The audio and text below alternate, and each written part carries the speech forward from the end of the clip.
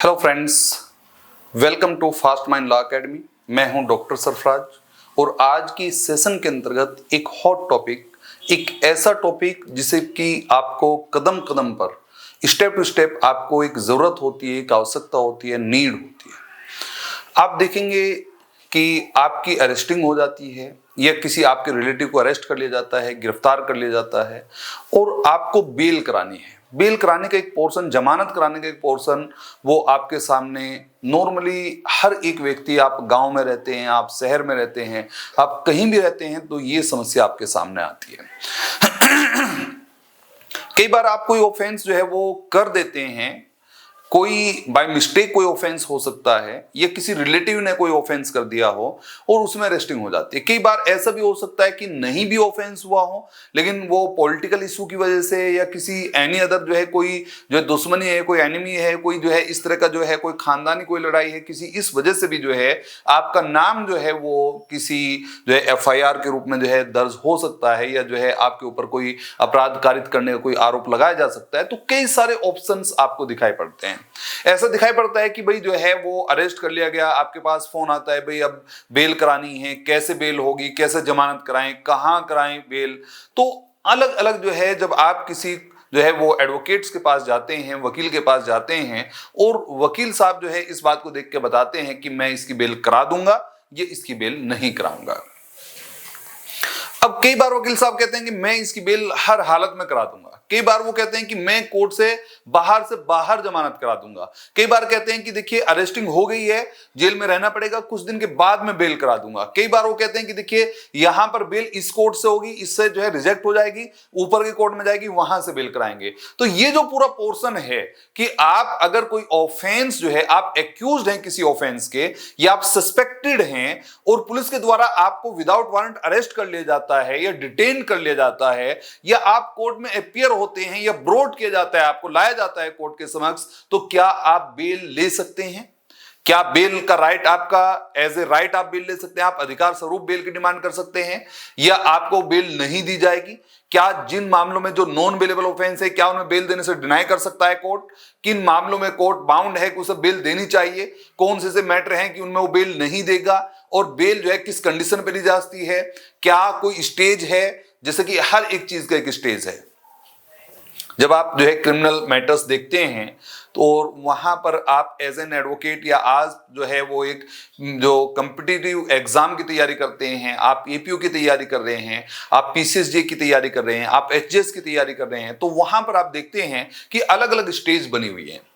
पहला स्टेज ये है कि जैसे ही एफआईआर दर्ज होगी तो एफआईआर से जो है वो इन्वेस्टिगेशन स्टार्ट हो जाएगा।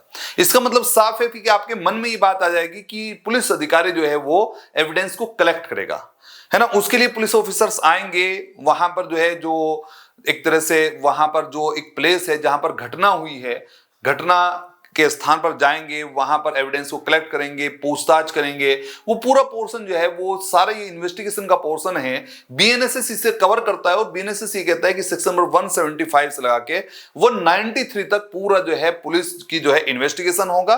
और इन्वेस्टिगेशन का मतलब जो है कलेक्शन ऑफ जो है वो एविडेंस, साक्ष्यों का एकत्र करना by the police officer, police अधिकारी के द्वारा साक्ष्यों कलेक्ट करना, उन्हें एकत्र करना, उसके लिए जो कार्रवाई की जाती है वो सब के सब जो है वो इन्वेस्टिगेशन का पार्ट होती है। अब जब इन्वेस्टिगेशन हो जाता है तो उसके बाद आप देखते हैं कि एक दूसरी प्रोसीडिंग स्टार्ट होती है कि जब इन्वेस्टिगेशन आपका कंप्लीट हो गया तो आप जो है पुलिस अधिकारी हैं, तो आप जो है आप आईओ हैं या जैसे भी आपके पास जो है वो मैटर है, आप जो है उसकी इन्वेस्टिगेशन कर रहे हैं, इन्वेस्टिगेशन ऑफिसर हैं आप, तो वहां पर आपने साफ कर दिया कि आप अपनी एक जो है पुलिस रिपोर्ट सबमिट करेंगे मजिस्ट्रेट फर्स्ट क्लास के यहां। अब मजिस्ट्रेट फर्स्ट क्लास जो है कि यहां जब आप जो है रिपोर्ट सबमिट करेंगे, रिपोर्ट आपकी दो रूपों में हो सकती है। आप अगर पुलिस ऑफिसर हैं, जिस व्यक्ति का नाम एफआईआर में लिखाया गया है कि इसने ऑफेंस किया, ये तो अगर आपके पास एविडेंस मिलते हैं, कोई गवाहों के बयान आते हैं, आप वहां जाते हैं, मौका मुआयना करते हैं, वहां से कलेक्ट करते हैं सारी चीजें, उनसे आपको लगता है कि नहीं इसने ऑफेंस नहीं किया, कोई खानदानी दुश्मनी है, कोई गांव का कोई इशू है, बिना मतलब फंसाने के लिए, किसी जो है वो रंजिश की वजह से, किसी पॉलिटिकल इशू की वजह से इस व्यक्ति का नाम लिखा हुआ है, तो वहीं पर पुलिस अधिकारी जो है वो चाहे तो अगर वो नहीं है पोर्शन तो वहां पर एफआईआर लगा देगा। इसका मतलब साफ है कि फाइनल रिपोर्ट लग जाएगी। अब यहां से आपका मैटर जो है वो यहीं पर आप जो है समाप्त हो गया। अगर पुलिस ऑफिसर को कलेक्शन ऑफ एविडेंस हो रहा है, साक्ष्य का एकत्रण हो रहा है, तो ऐसी दशा में फिर वो चार्जशीट जो है यहां पर सबमिट करेंगे। चार्जशीट किस सेक्शन में आएगी? तो सेक्शन नंबर 193, वही, क्योंकि पुलिस रिपोर्ट उसमें आनी है। सेक्शन नंबर 193 क्लोज 3 बीएनएसएस आपको साफ करता है कि यहां पर आपकी चार्जशीट सबमिट होगी। चार्जशीट आप जो है वो मजिस्ट्रेट फर्स्ट क्लास के यहां जो है वो पुलिस ऑफिसर जो है वो सबमिट करेंगे। ये बात आपने साफ कर दी। अब मजिस्ट्रेट उस पर कॉग्निजेंस लेगा, संज्ञान लेगा। सेक्शन नंबर 210 में 210 के अंतर्गत कॉग्निजेंस जब वो ले लेता है, अगर वो कॉम्पिटेंट है तो इंक्वायरी स्टार्ट कर देगा। अगर नहीं कॉम्पिटेंट है तो इसका मतलब साफ है कि फिर वो उसे कमिट करेगा, कमिटल करेगा सेशन कोर्ट के लिए। इसका मतलब साफ है कि अगर वो सक्षम नहीं है, उसकी सुनवाई नहीं कर सकता, उसका जितना जुडिक्शन है उससे बाहर है, तो इसका मतलब वो उसे कमिट कर देगा। इसका मतलब उसे जो सुपुर्द कर देगा सेशन कोर्ट के सेक्शन नंबर 232 में 232 के अंतर्गत बीएनएसएस, और वहां पर फिर सेशन कोर्ट जो है अपने आप में एक प्रोसीडिंग करेगा। वहां पर इंक्वायरी होगी और इंक्वायरी के बाद अगर यहां पर दो कॉन्सिक्वेंस निकलेंगे। अगर इंक्वायरी आपने कर ली है तो इंक्वायरी के बाद अगर दिखाई पड़ रहा है, ओवरव्यू करेंगे आप उन सारे एविडेंसेस का जो कलेक्ट करके आए हैं, जो पुलिस के द्वारा कलेक्ट करके आपके सामने रखे गए हैं, आप उनका ओवरव्यू करेंगे और देखेंगे कि अगर वो प्रॉपर एविडेंस है, आपको लगता है कि हाँ इसने ऑफेंस किया है, ऐसे साक्ष्य हैं, तो आप चार्ज फ्रेम करेंगे। और अगर लगता है कि नहीं है ऐसा तो वहीं पर डिस्चार्ज करेंगे। इसका मतलब साफ है, दो कॉन्सिक्वेंस हुए, ये या तो डिस्चार्ज होगा या फिर जो है वो चार्ज फ्रेम होगा। अब जब चार्ज फ्रेम हो जाएगा तो यहां से स्टार्ट हो जाएगा ट्रायल। अब ट्रायल स्टार्ट हो जाएगा और ट्रायल वो देखा जाएगा। अगर ऑफेंस आपका जो मोर देन 7 ईयर इंप्रिजमेंट, 7 वर्ष से अधिक के कारावास का मामला है, तो इसका मतलब साफ है कि उसका सेशन ट्रायल होगा। अगर वो टिल 7 ईयर इंप्रिजमेंट, 7 वर्ष तक का ऑफेंस है, but more than 2 year offence, 2 वर्ष से ज्यादा का ऑफेंस है, इसका मतलब वो वारंट केस तो है, लेकिन उसका ट्रायल वारंट ट्रायल के रूप में होगा, मजिस्ट्रेट के द्वारा किया जाएगा। अगर आपका ऑफेंस जो है, आपने कहा कि बिलो द 2 ईयर इंप्रिजमेंट है, 2 वर्ष से कम का कारावास है, या टिल 2 ईयर इंप्रिजमेंट है, या केवल 2 वर्ष तक का कारावास का मामला है, तो फिर उसका जो है समन ट्रायल होगा और वो मजिस्ट्रेट करेंगे। जो है समन ट्रायल को जो है वो समन केस का जो है समन ट्रायल होगा और मजिस्ट्रेट के द्वारा किया जाएगा। या फिर ऐसा भी हो सकता है कि देखिए वहां पर आपको दिखाई पड़ रहा है कि 20,000 रुपए तक का मैटर्स है और 2 ईयर तक का मैटर है, तो वहां पर ऐसा भी हो सकता है समन केस का समरी ट्रायल कर लिया जाए, ये भी मजिस्ट्रेट द्वारा किया जाएगा। तो 4 प्रकार के ट्रायल होंगे। उसके बाद अगर एविडेंस मिलता है, ट्रायल के दौरान में पूरा प्रॉपर तरीके से हियरिंग होगी और दोनों पक्षकारों को सुनवाई का अवसर दिया जाएगा, नेचुरल जस्टिस फॉलो करेंगे। अगर एविडेंस प्रॉपर है तो इसका मतलब साफ है कि वहां पर एक जजमेंट होगा, जजमेंट में एक्यूज को कन्विक्ट किया जा सकता है। और अगर जजमेंट में जो है वो एविडेंस नहीं मिले हैं तो एक्यूज को एक्विट किया जाएगा, दोष मुक्त कर दिया जाएगा। तो ये जजमेंट का एक पार्ट होगा। जजमेंट जो है सेक्शन नंबर 392 बीएनएसएस के अंतर्गत, और उसका जो कंटेंट है वो 393 बीएनएसएस, और ओपन कोर्ट में वो प्रोनाउंस किया जाएगा वो सेक्शन में जो है 366 बीएनएसएस के अंतर्गत आप उस पूरे पोर्शन को देखेंगे। तो ये एक पूरी प्रोसीडिंग हमने देखी। लेकिन अब एक क्वेश्चन हमारे मन में ये आया कि भाई वो आदमी अरेस्ट हो गया, अब क्या इस बात का वेट करें कि कोर्ट पहले कॉग्निजेंस ले ले? क्या इस बात का वेट करें कि पहले कोर्ट चार्ज फ्रेम कर ले? क्या इस बात का वेट करें कि पहले कोर्ट जजमेंट सुना दे? और अगर जजमेंट सुना दिया, वो कन्विक्ट कर दिया, तो फिर क्या हमारा राइट बेल का समाप्त हो गया? बेल किस स्टेज पे लगाऊं, कहां पर बेल लगाऊं? और अगर मैं बेल लगा देता हूं मजिस्ट्रेट फर्स्ट क्लास के यहां, और जो है मजिस्ट्रेट साहब जो है वो बेल को रिजेक्ट कर देते हैं, तो क्या मैं उसकी अपील में जाऊं? क्या उसके लिए अपील करनी पड़ेगी? तो क्या अपील का प्रोविजन है, या मुझे कोई फ्रेश बेल जो है वो डालनी है? तो ये सारे जो क्वेश्चन है वो आपके मन में अराइज होते हैं। तो यहां पर एक बात आपको समझाई जाती है, जैसे कोई ऑफेंस में आपका नाम आता है, आपको सस्पेक्टेड किया जाता है या आपको इन्फॉर्म किया जाता है कि आपने अपराध किया है, पुलिस ऑफिसर आपको विदाउट वारंट अरेस्ट कर लेते हैं, या आप गए थे वहां पर जो है वो थाने में मिलने के लिए गए थे या कहीं गए थे, तो वहीं पर वो आपको डिटेन कर लेते हैं कि आप यहां से नहीं जा सकते। कई बार क्या होता है कि कोई जो है वो पुलिस जो है, कई बार आपके मन में होता है कि मैं तो बड़ा जो है वो व्यक्ति हूं और मैं तो थाने में जा भी सकता हूं, मेरे तो सब जानकार हैं, लेकिन जानकारी का कोई पोर्शन करनी है। कई बार ऐसी चीजें हो जाती हैं कि आप थाने में गए मिलने के लिए, वहीं पर पता चला कि आपने ऑफेंस जो है वो कमिट कर रखा है, तो वहीं पर आपको डिटेन कर लिया जाता है, वहीं पर आपको बैठा लिया जाता है, यहीं पर बैठ जाइए, जो है आपने ऑफेंस किया है, आप डिटेन्ड हैं, और आपको जो है ब्रॉट किया जाएगा जो है वो मजिस्ट्रेट के सामने। इसका मतलब साफ है कि ये एक मन में हमारे जो है वो समस्या आई कि भाई हमें अरेस्ट कर लिया गया, अब क्या करें। तो सबसे पहली स्टेज ये है कि हमें बेल एप्लीकेशन मूव करनी है। बेल एप्लीकेशन मूव करनी है, और बेल एप्लीकेशन कभी भी डायरेक्टली आप सेशन कोर्ट में, हाई कोर्ट में जो है वो मूव नहीं करेंगे। सबसे पहला काम जो है कि आप बेल एप्लीकेशन जो है वो, जो यहां पर आप देखेंगे मजिस्ट्रेट फर्स्ट क्लास, जहां पर आपका जो चार्जशीट सबमिट हुई थी, वहीं पर आप सबसे पहले बेल एप्लीकेशन को मूव करेंगे। इवन यहां तक है कि अगर वो केस मर्डर का भी है, अटेम्प्ट टू मर्डर का है, रेप का है, डेकोइटी क्या है, या आप देख रहे हैं कि देखिए वहां पर जो है वो रॉबरी का पोर्शन आ रहा है, या एनी अदर कोई ऑफेंसेस हैं, offence relating to human body, offence relating to property, offence relating to जो है वो वुमेन्स एंड चिल्ड्रन, वो किसी भी प्रकार का ऑफेंस है, तो आपको बेल एप्लीकेशन हमेशा ही जो लोएस्ट जो है कैटेगरी का कॉम्पिटेंट कोर्ट है, जिसे आप मजिस्ट्रेट फर्स्ट क्लास कहते हैं, वहीं पर आप बेल एप्लीकेशन मूव करेंगे। अब दो ऑप्शन होंगे वहां पर। बेल एप्लीकेशन जो है मजिस्ट्रेट फर्स्ट क्लास जो है, अगर वो देखेंगे कि अगर वो मैटर जो है वो बेल देने के लायक है, वो बेल दे सकते हैं, तो बेल ग्रांट करेंगे, और अगर बेल उनके जो है वो कॉम्पिटेंसी में ही नहीं आ रही है, तो वो बेल एप्लीकेशन को रिजेक्शन कर देंगे, और रिजेक्शन करके फिर बेल एक जो है उस रिजेक्शन का जो है एक कॉपी लेके आप जो है एक बेल एप्लीकेशन फिर मूव करते हैं सेशन कोर्ट की तरफ। फिर आप सेशन कोर्ट में एक एप्लीकेशन लगाते हैं, बेल एप्लीकेशन, वो खारिज किए जाने के एक आदेश की एक प्रति उसके साथ लगा के, और बेल एप्लीकेशन को आप जो है वो सेशन कोर्ट में मूव करेंगे। वहां पर बताएंगे कि जो है यहां से आप बेल ग्रांट कर दीजिए, हमने पहले एप्लीकेशन लगाई थी जो है मजिस्ट्रेट के यहां, उन्होंने जो है रिजेक्ट कर दिया इसे, और अब हम सेशन कोर्ट से बेल चाहते हैं। आप कभी ऐसा नहीं कर सकते कि डायरेक्टली जी, जब उसे जो है राइट ही नहीं है, अथॉरिटी नहीं है मजिस्ट्रेट को बेल देने की, तो फिर भाई हम जाएं क्यों वहां पे, हम तो सीधा सेशन कोर्ट में एप्लीकेशन लगा देंगे, वहां पे मूव कर देंगे, वहां से बेल ले लेंगे। आप ऐसा नहीं कर सकते। सबसे पहला काम आपको यह करना है। कई बार आप देखेंगे कि जब आप अपराधी होते हैं, या आप नहीं भी होते हैं, आप सस्पेक्टेड हैं, या आपका नाम किसी वजह से आ गया, और आप वकील के पास जाते हैं, एडवोकेट के पास जाते हैं, एडवोकेट साहब आपको बताते हैं, आपने कहा जी आज ही बेल करा दो, तो वो आपको बताते हैं कि भाई बेल एप्लीकेशन पहले मजिस्ट्रेट के यहां डलेगी, और मजिस्ट्रेट साहब जो है वो अगर बैठ गए टाइम से और उन्होंने खारिज कर दिया, तो तुरंत प्रभाव से हम जो है सेशन में बेल डाल देंगे आज ही। और अगर वो बेल एप्लीकेशन जो है वो लेट हो गए, वो नहीं आए, 2 बजे के बाद हमारी सुनवाई हुई, या सेशन कोर्ट उस दिन नहीं बैठा, तो फिर जो है वो एक पोर्शन हो जाएगा, वहां पर फिर जो है वो हमें दिक्कत। फिर कल बेल एप्लीकेशन आपकी सेशन में मूव करेंगे, क्योंकि मजिस्ट्रेट साहब तो बेल देंगे नहीं इसमें, वो तो रिजेक्ट करेंगे। पहले वहां से रिजेक्ट होनी है बेल आपकी, फिर हम जो है सेशन में से जो है दाखिल करेंगे। कई बार ये चीजें जो है वो वकील साहब आपको बताएंगे, जिससे आपको थोड़ा सा क्लियरिटी होती है, आप शांत होते हैं कि ठीक है जी, आप जो है इससे पहले यहां से रिजेक्ट होगा, और जो है फिर आप सेशन में जाएंगे।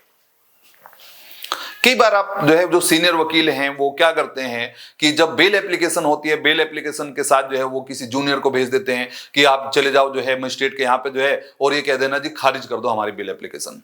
तो ऐसा नहीं है कि वो नहीं कराना चाहते बेल, वो चाहते हैं, लेकिन कई बार उन्हें पता रहता है कि भाई इसमें बेल वो ये ग्रांट करने की अथॉरिटी इनके पास नहीं है, ये बेल नहीं दे पाएंगे, तो इसलिए जो है आप इसे रिजेक्ट कर दीजिए, हम सेशन में बेल दाखिल करेंगे, वहां पर डालेंगे। अच्छा, इससे कई बार जो है मजिस्ट्रेट को भी बुरा लग जाता है, मजिस्ट्रेट साहब को ऐसा लगता है भाई ये तो जो है वो हमारी वैल्यू डाउन कर रहा है, वो आपने जाके कहा जी जो है इसे रिजेक्ट कर दो जी बेल एप्लीकेशन को, तो कहेंगे भाई हम तो नहीं कर रहे रिजेक्ट, हम तो पूरी बात सुनेंगे, सुनाओ इससे क्या बात है इसमें। इसका मतलब साफ है कि कई सारी ये प्रॉब्लम्स हो सकती हैं। अब समस्या सारी ये आ रही है कि भाई बेल हम कहां लगाएं, किस स्टेज पे लगाएं, किस मैटर में बेल मिल सकती है, बेल मिलेगी या नहीं मिलेगी। मैटर आपने 2 प्रकार के बता रहे हैं कि एक बेलेबल मैटर है, एक नॉन बेलेबल मैटर है। अब ये 2 टाइप के मैटर हैं, तो फिर कैसे बेल होगी। ये पूरा पोर्शन एक बड़ा जो है वो एक वाइड पोर्शन है, इसे एक वीडियो के साथ एक सेशन में तो हम इसे कवर नहीं कर सकते, लेकिन धीरे धीरे आप देखेंगे कि सारे पोर्शन आपके जो है क्लियर होंगे। आप जो है तैयारी कर रहे हैं तो प्रॉपर तरीके से आपके काम आएगा, और इसे आप जो है देख पाएंगे। यहां पर आप जो पहली कंडीशन देखेंगे बेल का, तो यहां पर हम देख रहे हैं कि बीएनएसएस की बात चल रही है। इस बात को पूरे तरीके से ध्यान रखें कि देखिए अब सीआरपीसी 1973 नहीं है, 1973 रिपील्ड हो चुका। हाँ, जो मैटर 1 जुलाई 2024 से पहले के चल रहे हैं उनमें सीआरपीसी 1973 के तहत काम चल रहा है, वो उसी के अनुसार कवर अप हो रहे हैं। लेकिन अब जो 1 जुलाई 2024 के बाद अब जो है आज 1 जुलाई 2025 है, तो इसका मतलब साफ है कि 1 साल हो चुका है, 1 ईयर हो चुका है। इस 1 ईयर में जितने ऑफेंस हुए हैं वो सब के सब जो है बीएनएसएस के साथ कवर हो रहे हैं, और आगे जो भी मैटर होंगे वो सब बीएनएसएस जो है भारतीय नागरिक सुरक्षा संहिता 2023 के साथ कवर अप होंगे, और इसके द्वारा जो है जो सीआरपीसी है उसे रिपील्ड कर दिया गया, वो समाप्त हो गया। अब जो हम सेक्शन देख रहे हैं, ये पूरा बेल का पोर्शन देख रहे हैं, ये बीएनएसएस के अंतर्गत देख रहे हैं, बीएनएसएस के ही सेक्शन आपको ध्यान में रखने हैं। तो यहां पर हम देखेंगे कि बेल जो है वो इन बेलेबल ऑफेंस, एक तो यह है कि आपको बेल चाहिए बेलेबल ऑफेंस में, जमानती मामलों में जमानत, सेक्शन नंबर 478, सेक्शन नंबर 483, दो सेक्शन है। 478 मजिस्ट्रेट से आपको बेल मिल जाएगी, ऑफिसर इंचार्ज से आपको बेल मिल जाएगी। सेक्शन नंबर 483 अगर किसी वजह से यहां से बेल आपको नहीं मिलती है तो फिर सेशन कोर्ट या हाई कोर्ट से आपको बेल मिल जाएगी। एनी मैटर वहां लिखा हुआ है, इसका मतलब एनी मैटर का मतलब बेलेबल में मिल जाएगी, नॉन बेलेबल में भी, इसका मतलब ये दोनों जगह काम करेगा। अब ये तो बात हुई बेलेबल ऑफेंस में, जमानती मामलों में। एक है non bailable offence, in are non bailable offence. जमानती मामलों में जमानत चाहिए, कहीं पर लिखा हुआ है कि नॉन बेलेबल ऑफेंस है और उसमें हमें बेल चाहिए, तो अगर नॉन बेलेबल ऑफेंस लिखा हुआ है तो इसका मतलब यह नहीं है कि उसमें जमानत नहीं मिलेगी। उसका मतलब यह है कि नॉन बेलेबल ऑफेंस का मतलब यह है कि आप एज ए राइट बेल नहीं ले सकते, आपको पहले सेटिस्फाइड करना पड़ेगा कोर्ट को। कोर्ट अगर जो है वो का समाधान आप कर देते हैं कि हाँ इस व्यक्ति ने ऑफेंस नहीं किया है, इसे गलत तरीके से फंसाया है, ये फर्दर ऑफेंस नहीं करेगा, ये भारत को छोड़कर नहीं जाएगा, ये सारी कंडीशंस देखने के बाद ये पॉसिबल है कि वो आपको बेल ग्रांट कर दें। तो बेल तो इसमें भी मिलेगी, नॉन बेलेबल ऑफेंस में भी, लेकिन एज ए राइट नहीं मिलेगी, यहां पर कोर्ट का डिस्क्रिप्शन होगा। जबकि यहां पर बेलेबल ऑफेंस में आप एज ए राइट जो है बेल लेंगे। तो नॉन बेलेबल ऑफेंस के साथ सेक्शन नंबर 480 के साथ आप बेल लेंगे मजिस्ट्रेट से, 482 में एंटीसिपेटरी बेल लेंगे, और 483 यहां पर जो है वो चाहे बेलेबल ऑफेंस हो नॉन बेलेबल ऑफेंस हो, किसी भी मैटर में आप जो है हाई कोर्ट या सेशन कोर्ट से बेल लेंगे। तो ये एक पोर्शन हुआ, हमने इस बात को देखा। नॉर्मली बात यह है कि bail application may be produce, जमानत आवेदन किया जा सकता है। कब आप जमानत का आवेदन कर सकते हैं, किस स्टेज पे कर सकते हैं, ये एक क्वेश्चन अराइज हो रहा है। पहला एक पोर्शन ये है कि आफ्टर अरेस्टिंग, गिरफ्तारी के पश्चात, जनरली सामान्यतः अगर आपको बेल लगानी है तो 99% लोग जो है जो बेल के एप्लीकेशन लगाते हैं वो अरेस्टिंग के बाद लगाते हैं। जब आपको विदाउट वारंट अरेस्ट कर लिया जाता है, या आपको जो है डिटेन कर लिया जाता है पुलिस ऑफिसर इंचार्ज के द्वारा, या अरेस्ट के बाद आपको ब्रोड किया जाता है कोर्ट के सामने, या आप अपियर होते हैं, तब आप नॉर्मली बेल एप्लीकेशन लगाते हैं। इसका मतलब साफ है कि एक सामान्य कॉन्सेप्ट है कि आपको गिरफ्तार कर लिया, पुलिस जो है वो लेके चली गई, तो फिर आप जो है वो जनरली बेल एप्लीकेशन लगाते हैं जी जो है वो हमें जो है वो बेल पर रिलीज किया जाए, हमारी जमानत पर छोड़ा जाए। लेकिन एक कॉन्सेप्ट यह भी है कि बिफोर अरेस्टिंग, गिरफ्तारी से पहले भी आप एक एप्लीकेशन लगा सकते हैं। नॉर्मली इसे आप एंटीसिपेटरी बेल कहते हैं। एंटीसिपेटरी बेल इन द जो है non bailable offence, in non bailable offence, इसका मतलब साफ है कि anticipatory bail in the non bailable offence, जो अजमानती मामले हैं उनमें आप अग्रिम जमानत के लिए आवेदन लगा सकते हैं। इसका मतलब जब आप कोई एक्यूज है या आपको सस्पेक्ट है कि मुझे नॉन बेलेबल ऑफेंस में अरेस्ट कर लिया जाएगा, तो इसका मतलब साफ है कि अरेस्टिंग से पहले ही आप एक एप्लीकेशन जो है वो मूव कर देते हैं हाई कोर्ट या सेशन कोर्ट में, और वहां से आप एंटीसिपेटरी बेल की डिमांड करते हैं। और अगर एंटीसिपेटरी बेल आपको मिल जाती है तो पुलिस ऑफिसर फिर एंटीसिपेटरी बेल के आधार पर आपको अरेस्टिंग जैसे करेगा वो वहीं पर आपको रिलीज कर देगा। ये आपका गिरफ्तारी से पहले ही आपको बेल नॉर्मली मिल जाती है, ये एंटीसिपेटरी बेल है। तो कई बार जो लोग बड़े आदमी हैं, जो थोड़ा सा नाम वाले हैं, जो पैसे वाले हैं, जो पॉलिटिकल जो है मजबूत हैं, वो नॉर्मली जो है एंटीसिपेटरी बेल के पोर्शन को, जैसे आपको पता चलता है कि आपका मर्डर में, अटेम्प्ट टू मर्डर में, रेप में, इन चीजों में अगर नाम आ गया है तो सबसे पहला काम जो है, ये सस्पेक्ट है कि मेरा नाम आएगा, तो सबसे पहले जो है वो तुरंत प्रभाव से जो है वो एंटीसिपेटरी बेल के लिए जो है वो मूव करते हैं, अप्रोच करते हैं। तो ये दो तरीके हुए कि आप नॉर्मली अरेस्टिंग के बाद बेल एप्लीकेशन लगाते हैं, कुछ मामलों में आप जो है वो बिफोर अरेस्टिंग भी बेल एप्लीकेशन लगाते हैं। अब बात यह है कि किस प्रोसीडिंग में। Number 1, during the investigation. During the investigation का मतलब साफ है एफआईआर दर्ज होने से लगाकर, ये एफआईआर हुई है और 2 चार्जशीट,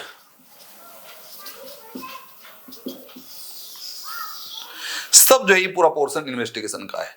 जैसे ही आपके विरुद्ध एफआईआर दर्ज होती है, प्रथम सूचना रिपोर्ट दर्ज होती है, आप जानते हैं कि एफआईआर को वर्तमान समय सेक्शन नंबर 173 के अंतर्गत जो है दर्ज कराया जाता है और एफआईआर केवल कॉग्निजेबल मैटर्स में जो संज्ञेय मामले हैं उन्हीं में दर्ज होती है और ऑफिसर इंचार्ज के समक्ष जो है वो इसे दर्ज किया जाता है। हाँ, एक बात यह है कि अब अगर आप एफआईआर दर्ज कराना चाह रहे हैं तो ओरली, इन रिटन फॉर्म और इलेक्ट्रॉनिक जो है वो जिसे आप जो है के माध्यम से भी जो है आपसे दर्ज करा सकते हैं। इसका मतलब ईमेल के माध्यम से भी आप एफआईआर इस समय दर्ज करा सकते हैं। लेकिन उसके लिए एक कंडीशन ये है कि अगर आप इस प्रकार से एफआईआर दर्ज कराते हैं तो फिर वहां पर विद इन 3 डेज, 3 दिन के अंतर्गत जाके वहां पर आप उसको साइन करना पड़ेगा। इसका मतलब हार्ड कॉपी पर आपके साइन होंगे विद इन 3 डेज अगर आपने ईमेल के माध्यम से या मैसेज के माध्यम से एफआईआर दर्ज कराई है।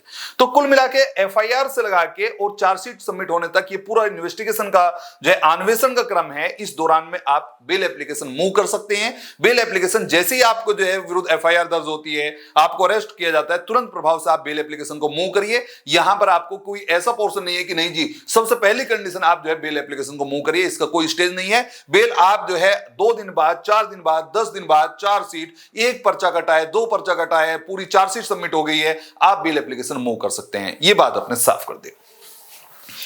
कुछ लोग ऐसे नहीं कर पाए, बेल एप्लीकेशन नहीं मूव हो पाई, कोर्ट ने कॉग्निजेंस ले लिया। उसके बाद अगर आप चाहते हैं कि ड्यूरिंग द इंक्वायरी, अगर वो जमानत जो है वो इंक्वायरी के दौरान में, इसका मतलब जांच के दौरान में जब कोर्ट इंक्वायरी कर रहा है, अगर आप तब बेल एप्लीकेशन लगाना चाहते हैं तो भी आप बेल एप्लीकेशन लगा सकते हैं। इसका मतलब ये जरूरी नहीं कि चार्ज फ्रेम हो, आप बेल की जो है डिमांड करिए, साहब इन्वेस्टिगेशन भी पूरा हो गया, जो है हमारा व्यक्ति है, जो हमारा क्लाइंट है वो लगातार जो है वो जेल में है, तो उसे जो है बेल ग्रांट की जाए, तो ड्यूरिंग द इंक्वायरी भी आप इसकी डिमांड करेंगे। या ड्यूरिंग द ट्रायल, जब विचारण प्रारंभ हो गया, चार्ज फ्रेम हो गया, उसके बाद अगर आप जो है चाहते हैं कि बेल जो है ग्रांट की जाए तो आप ड्यूरिंग द ट्रायल भी जो है वो बेल एप्लीकेशन मूव कर सकते हैं। और तीसरी बात जो है ड्यूरिंग द अपील और अदर प्रोसीडिंग, अगर जजमेंट हो गया और जजमेंट में आपको कन्विक्ट कर दिया, कन्विक्शन के बाद आपको जेल लेके चले गए, तो जेल में जाने के बाद फिर भी आप जो है वो अगर कन्विक्शन हो गया तो आप एक अपील फाइल करेंगे और अपील के साथ जो है एक बेल एप्लीकेशन मूव करेंगे। आप जो है वो बेल मांगेंगे, कहेंगे साहब जो है अपील के दौरान में आप जो है बेल की डिमांड करेंगे कि जी अपील जो है मैं जो है वो बेल ग्रांट की जाए। ये बात आपने साफ कर दी। तो कुल मिला के बात ये है कि बेल जो आप चाहते हैं, बेल हर एक स्टेज पर आप लगा सकते हैं। बेल एप्लीकेशन का कोई ऐसा पोर्शन नहीं है कि कब आप बेल लगाएंगे। नॉर्मली आप जानते हैं कि जब बेल हो जाती है तो फाइल हाजिरी में चलती है, फिर जो है वो इंक्वायरी होती है, फिर जो है वो चार्ज जो है वो एक तरह से चार्ज बनते हैं, फिर जो है वो ट्रायल स्टार्ट होता है, फिर जो है जजमेंट प्रोनाउंस। ये सारा एक तरीका है। लेकिन बेल के लिए कोई ऐसा पोर्शन नहीं है। आप किसी भी स्टेज पे जो है बेल एप्लीकेशन को मूव करिए और बेल जो है वो अगर कोर्ट को सेटिस्फाइड करते हैं तो फिर बेल आपको जो है वो प्राप्त होगी। ये बात आप याद रखेंगे, क्योंकि जनरली जो है जनरल जो कॉन्सेप्ट है, जो सामान्य सिद्धांत है वो ये कि bail is a rule, jail is an exception. इसका मतलब जमानत एक नियम है, जेल उसका अपवाद है। सामान्यतः जमानत एक नियम है। जब आप मजिस्ट्रेट के साथ या कोर्ट के सामने आप जाते हैं और बेल की डिमांड करते हैं तो वहां पर जो है नॉर्मली वो बेल आपको ग्रांट करेंगे, क्योंकि बेल जो है वो एक रूल है और जेल इज एन एक्सेप्शन, अपवाद स्वरूप आपको जेल भेजा जाएगा। ये नॉर्मली स्टेट जो है Motiram versus state of MP, justice Krishna Iyer का ये स्टेटमेंट है, जिन्होंने कहा कि जज साहब के सामने जब बेल एप्लीकेशन आए तो उन्हें इस तरीके से काम करना चाहिए कि बेल एक रूल है, एक नियम है। सामान्य रूप से जमानत देने से मामला समाप्त नहीं हो रहा है। अगर आप किसी एक्यूज को बेल दे देते हैं तो इसका मतलब ये नहीं कि मामला खत्म हो गया। बेल का मतलब ये है कि वो व्यक्ति टाइम पर अगर आता है, प्रेजेंट होता है, सुनवाई में जो है वो हाजिर हो जाता है, तो इसका मतलब साफ है कि प्रॉपर वर्क चल रहा है आपका। बेल देने मात्र से जो है वो केस नहीं समाप्त हुआ। केस तो अभी जो है वो इंक्वायरी हो सकता है, बेल आपने इन्वेस्टिगेशन के दौरान में या इंक्वायरी के दौरान में, ट्रायल के दौरान में आपने जो है वो ग्रांट कर दियो बेल, लेकिन अभी जजमेंट प्रोनाउंस नहीं किया है, तो ये जो है वो पूरे तरीके से केस को समाप्त नहीं करता है। बेल का मिलना जो है ये नहीं है कि भाई जो है उसने जो है मामले को समाप्त कर दिया। नॉर्मली बेल आपको देनी चाहिए, बेल आपको ग्रांट करनी चाहिए, अपवाद स्वरूप आपको जो है वो जेल में भेजना चाहिए। अब जो एक पोर्शन हम देख रहे हैं, नॉर्मली अगर आपको बेल चाहिए तो हम देख रहे हैं बेल इन बेलेबल ऑफेंस। आज का जो पोर्शन हम देखेंगे bell in a bailable offence. अब पहली तो बात यह है कि बेलेबल ऑफेंस है कौन से और उनमें बेल लेंगे कैसे। तो यहां पर हम देख रहे हैं कि bailable offence defined under section 2 clause 1 clause सी।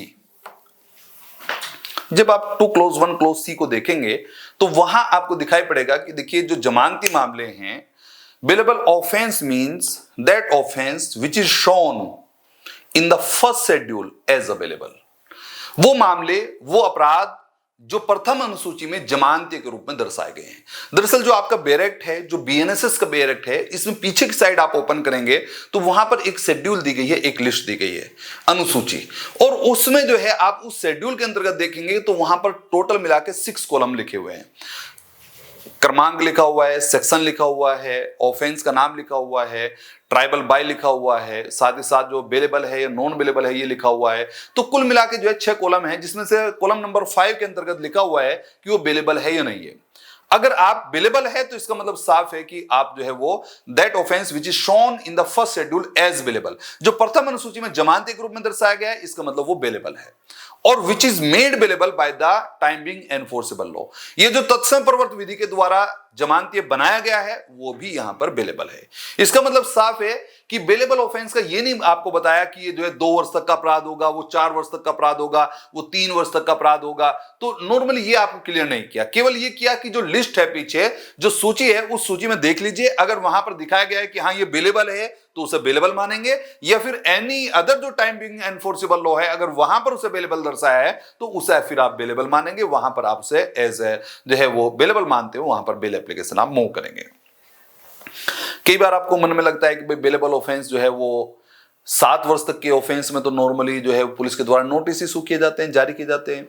शौकीन Ahmad versus state of UP ने इस बात को कहा, Arnesh Kumar versus state of Bihar ने भी कहा कि भाई अगर 7 वर्ष तक का मामला है तो उसमें अरेस्टिंग नहीं होनी चाहिए और कोर्ट के द्वारा नोटिस इशू करना चाहिए। वो नोटिस इशू करें और जो है वो थाने में बुलाएं, उन्हें जो है बातचीत करें, वहीं से जो है वो इस मैटर को जो है वो आप हर एक मामले में जेल भर रहे हैं, लगातार जेलों में भीड़ हो रही है, लगातार आप जो है हर एक आदमी को पकड़ के जो है जेल में डाल रहे हैं। तो नॉर्मली आपने कहा कि देखिए अगर वो 7 वर्ष तक के ऑफेंस है तो उनमें नॉर्मली अरेस्टिंग नहीं होनी चाहिए, ये बात आपने साफ कर दी। अब इसका मतलब तो ये हुआ कि बेलेबल ऑफेंस है वो तो, लेकिन ये नहीं लिखा हुआ है। कई बार आप देखेंगे कि 3 वर्ष तक का अपराध नॉर्मली बेलेबल है, कई बार देखेंगे इलेक्ट्रिसिटी एक्ट है, वहां पर आप देखेंगे कि जो है बिजली चोरी का मामला है, 3 वर्ष तक के कारावास का मामला है, लेकिन साथ में लिखा है नॉन बेलेबल ऑफेंस। इसका मतलब साफ है कि वो बेलेबल है या नहीं है ये आपको शेड्यूल के माध्यम से और टाइम बीइंग एनफोर्सेबल लॉ के माध्यम से पता चलेगा। यही एक रीजन है कि जैसे ही आप जाते हैं वकील साहब के पास और उसे कहते हैं साहब मेरी बेल करा दो, इस मामले में जो है मेरे ऊपर एफआईआर दर्ज हो गई है और या हमारे भाई को अरेस्ट कर लिया गया है, उसे बेल करा दो, तो सबसे पहले जो है पीछे बीएनएसएस में ये तो नहीं रटा होता है, या नहीं भी होता है तो सबसे पहले वो जो है वो बीएनएसएस का जो आपका बेयर एक्ट है उसमें पीछे वो ओपन करके देखते हैं उस लिस्ट को, शेड्यूल को, कि इसमें ये बेलेबल है या नहीं। जैसे उन्होंने देखा बेलेबल तो फिर वो एक नई बात आपको सामने रखते हैं।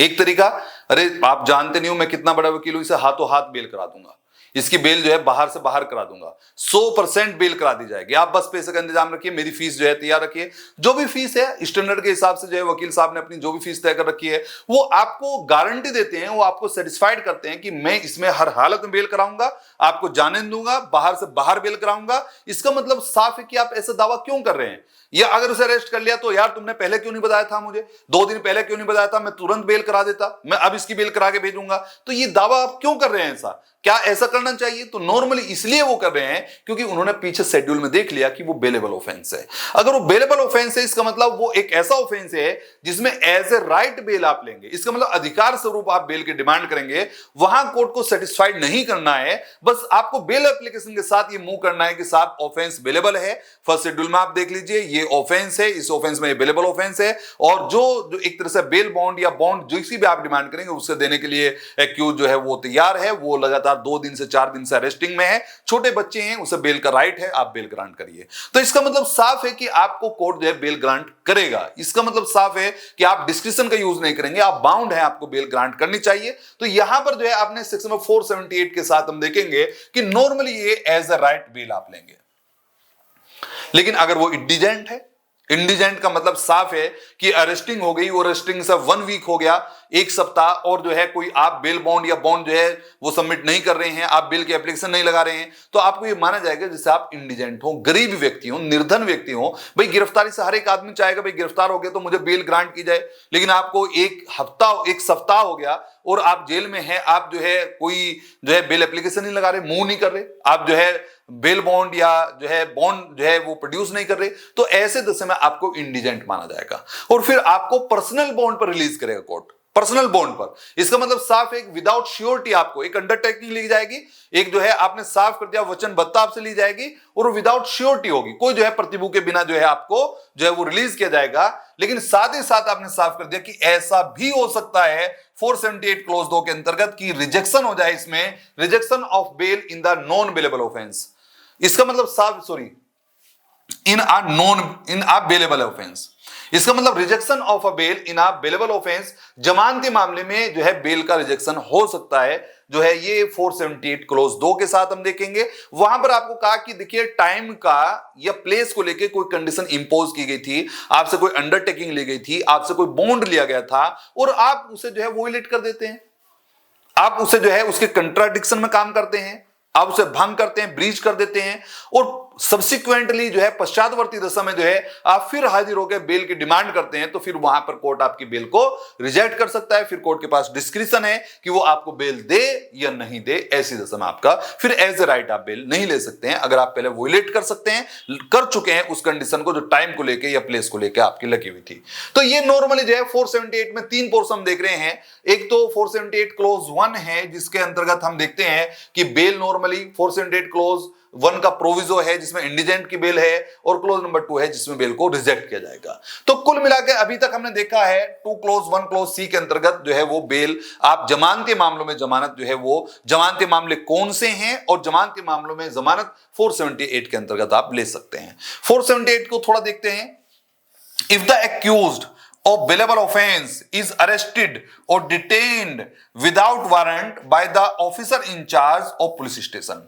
पहली एक कंडीशन हो सकती है, पहली एक दशा हो सकती है कि आप अभियुक्त हैं। इफ द एक्यूज, यदि अभियुक्त ऑफ बेलेबल ऑफेंस, जमानती अपराध का अभियुक्त है, इज अरेस्टेड, गिरफ्तार कर लिया जाता है, और डिटेन्ड या निरुद्ध कर लिया जाता है विदाउट वारंट, बिना किसी वारंट के, by the officer in charge, police अधिकारी द्वारा, ऑफ पुलिस स्टेशन, पुलिस थाने के भाषा अधिकारी द्वारा उसे बिना वारंट के गिरफ्तार या निरुद्ध कर लिया जाता है। एक तरीका हो सकता है, या फिर 2 तरीके से।